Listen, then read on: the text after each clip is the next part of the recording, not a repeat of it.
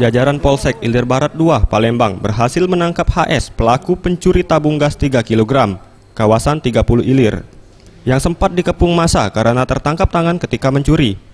Menurut AKP Mayestika Hidayat, Kapolsek Ilir Barat 2, mengungkapkan dalam menjalankan aksinya, pelaku bersama dengan rekannya untuk pelaku sendiri bertugas mengambil tabung gas di salah satu warung milik warga 30 Ilir, dan rekannya sebagai pemantau situasi.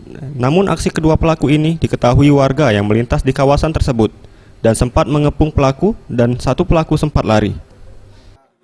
Pencuri yang diteriaki oleh pemilik barang yang dicuri, jadi dia diteriaki maling.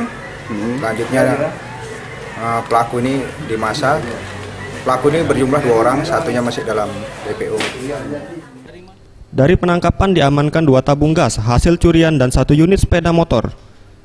Pelaku dijerat pasal 363 dengan ancaman 5 tahun penjara. Farel Dwi Satria, Septiawan Rizky, Sriwijaya TV.